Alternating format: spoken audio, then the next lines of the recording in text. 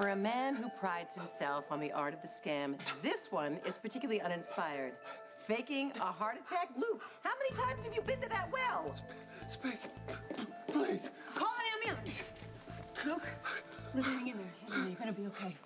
It's okay, don't worry. They got a lot of great doctors at General Hospital. Yes, and he's gonna make a miraculous recovery right about the time they wheel him into the ER. What happened? It looks like a heart attack. Yeah, but it isn't. You are not getting another dime until you repay your debt with interest. Luke, can you hear me? Oh, Jax, please, it's an act. You know, maybe. But Luke dying in my hotel is bad for business, okay? Sir, can you hear me? BP is 90/70. Pulse is 120 and irregular.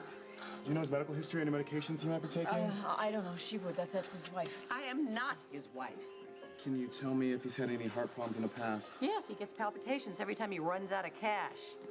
Listen, Luke had a heart attack a few years ago. He had a bypass surgery. Is he gonna be all right? Mr. Spencer needs a thorough cardiac evaluation to determine the extent of the damage. We have room for one more if you'd like to go. Oof, not a chance. And don't you think I'm footing the bill for this little charade? I'll go, Jax. You stay here and make sure that the hotel's not liable for anything. Thank you. Yeah. Dry martini straight up, please. Really?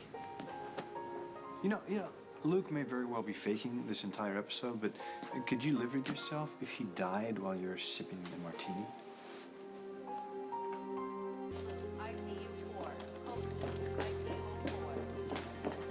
All right, what do we got? Chest pain, shortness of breath, possible MI. All right, cubicle 2. Were you with him? Can you tell me what happened?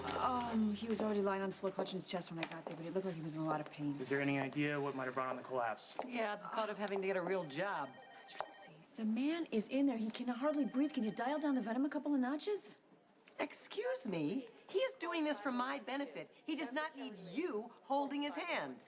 Mr. Spencer's ex-wife is going to try to convince you that he's faking it. Please don't believe her. I think he needs Mr. help. Spencer will get the best possible care. Really? Who's going to pay for it? He doesn't have a dime. Well, we will sort that out later. For now, stabilizing him is my priority. Excuse me.